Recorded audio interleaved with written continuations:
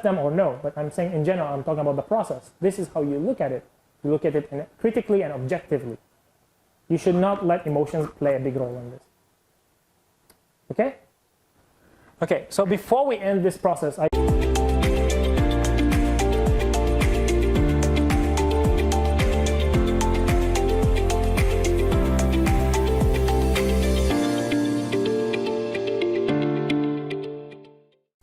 or for example, ask them to clarify about something.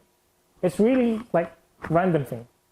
While they are talking, to cut their line of thinking. Then go back into control and don't let it again.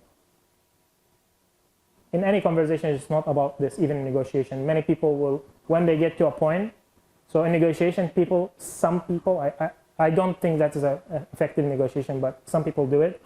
So what they do is, when they get to a point they like, in any negotiation, they will start to do this, ask bullshit questions, to keep wasting time, end of the negotiation, then you will have to accept to something close to this.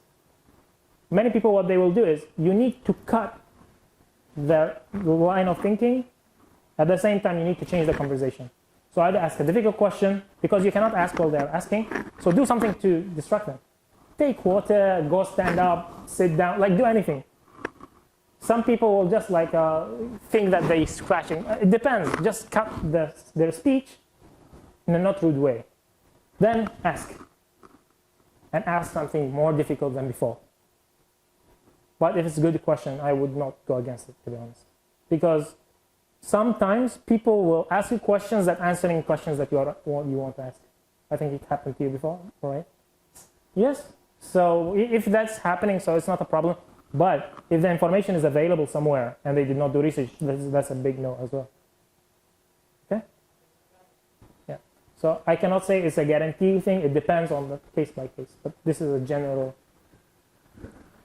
So yeah, anyone has any other question? Okay. So this is the last step of the process, the recruitment process. Evaluation and control, which is a very crucial process, because at this stage you already hired people, but you have costs, you have time, you have resources, you have value, like the quality of the people you hire. You need to evaluate all this, okay? Look at the process stage by stage. We put it into many stages. Why we did that? So we can look back and see where did things go wrong? Where can I improve it? How much did I spend? How much, like spend, I mean money and time. How can I make it more effective? How can I make it faster? Okay, if I make it faster, it will be more expensive. You can make predictions. These predictions you can use in the future to improve. Keep improving.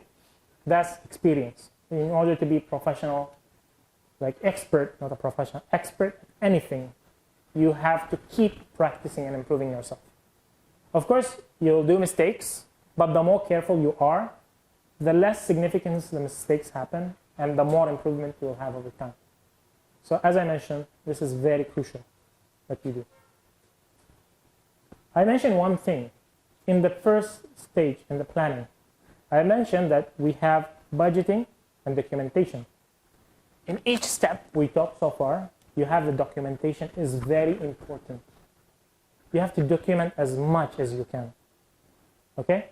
The more information, like as much as you can while it's still feasible. Like don't write every small detail, but every important detail. Okay? Why we do this? So when we reach here, if you depend on your mind, like how you remember it, in many cases you will forget some things, or you cannot make connections. But what you can do is open the documentations, go through them.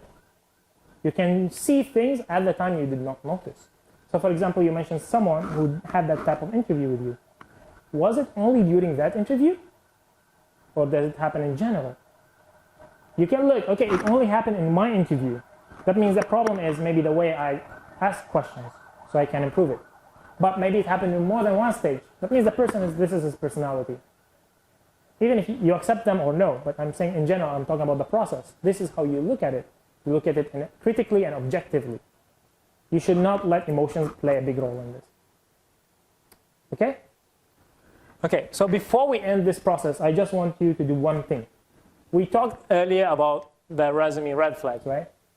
I sent on the Slack 2 resumes. Can you tell me what do you think about them? Actually, let me open it here as well.